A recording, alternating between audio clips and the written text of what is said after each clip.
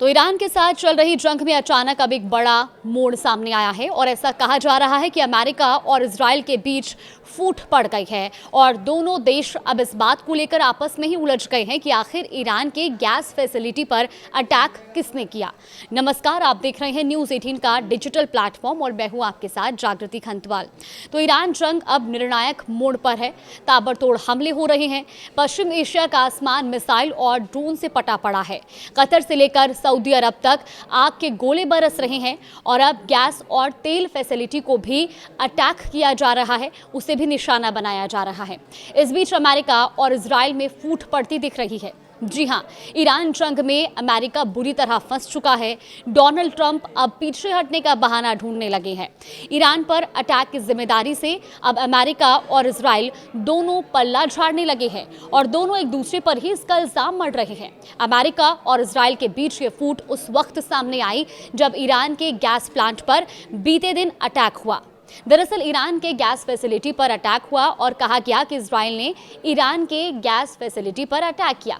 इस पर इजराइल ने साफ तौर पर कहा कि ईरान के गैस प्लांट पर अटैक अमेरिका के साथ मिलकर किया गया।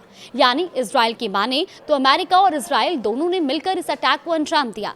लेकिन दूसरी तरफ अमेरिका इससे अब पल्ला झाड़ने लगा है। अमेरिका का साफ साफ कहना है कि ईरान के गैस प्लांट पर मिसाइल अटैक से उसका कोई लेना देना नहीं है। CNN के मुताबिक बुधवार को ईरानी गैस फील्ड पर अटैक को लेकर अमेरिका का बड़ा बयान आया।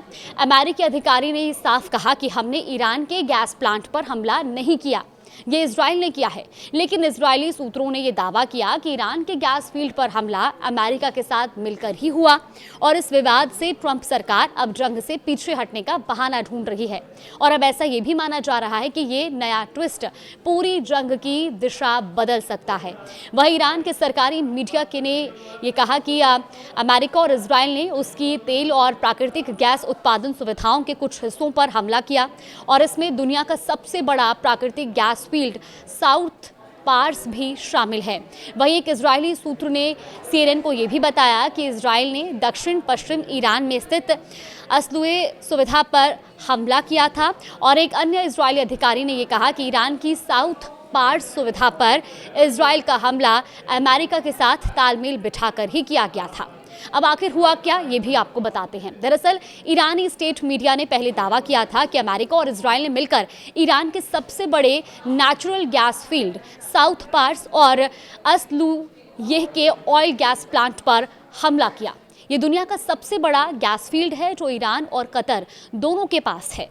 हमले के बाद ईरान ने बदला लिया और कतर की गैस फैसिलिटीज पर ड्रोन मिसाइल अटैक कर दिया। इजराइल ने कहा कि उसने अमेरिका के साथ मिलकर ईरान की इस गैस फैसिलिटी पर अटैक किया। अब अमेरिका इससे इनकार कर रहा है। अमेरिका का कहना है कि ये केवल इजराइल का अटैक है। बहरहाल अमेरिका और इजराइल के दावों से फूट के संकेत साफ दिखाई दे रहे हैं। यानी दोनों तरफ से अब अलग अलग कहानी बताई जा रही है। एक तरफ इनकार है, दूसरी तरफ हम साथ साथ हैं का दावा भी हो रहा है। हालांकि ये बात पूरी दुनिया जानती है कि अमेरिका के कहने पर ही इजराइल इस कदर इस जंग में कूद रहा था। अमेरिका का हाथ अगर उसके साथ में ना होता तो इजराइल शायद आज ईरान के साथ इस जंग में ना उतरा होता। और अब ऐसे में अमेरिका का इजराइल के दावे से पल्ला झाड़ना ये साफ संकेत देता है कि अमेरिका इस ईरान युद्ध में फंस चुका है।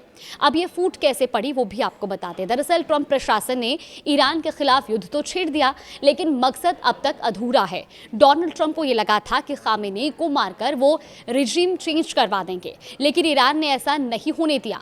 इतना ही नहीं, अमेरिका ने सपने में भी ये नहीं सोचा था कि ईरान इस कदर पलटवार करेगा। डोनाल्ड ट्रंप को लगा था कि 4 दिन में ही ईरान सरेंडर कर देगा, लेकिन ईरान अब मजबूती से इस युद्ध में उतरा है और लगातार पलटवार भी कर रहा है, जिससे अमेरिका थर्ड और डिफेंस सिस्टम को भी बहुत ज़्यादा नुकसान पहुंचा है। अमेरिका के अरमान अब चकनाचूर होते नजर आ रहे हैं, क्योंकि उसने जिस मकसद से ईरान पर अटैक किया था वो मकसद अब अधूरा होता दिखाई दे रहा है। वहीं ईरान जंग शुरू करने के बाद अब महंगे खर्च और बढ़ते खतरे से अमेरिका परेशान नजर आ रहा है। ट्रंप अब इसी का बहाना बनाकर पीछे हटने को बेताब दिख रहे हैं। न्यूयॉर्क टाइम्स की एक रिपोर्ट की बात करें तो इसके मुताबिक जंग के तीसरे हफ्ते में ट्रंप को सख्त फैसला लेना है, आगे लड़े या पीछे हटे और विक्ट्री का ऐलान कर दे। ये दावा किया जा रहा है कि ट्रंप इस महंगी जंग से अब बाहर निकलना चाहते हैं, लेकिन ईरानी रिजीम उन्हें फंसा रहा है।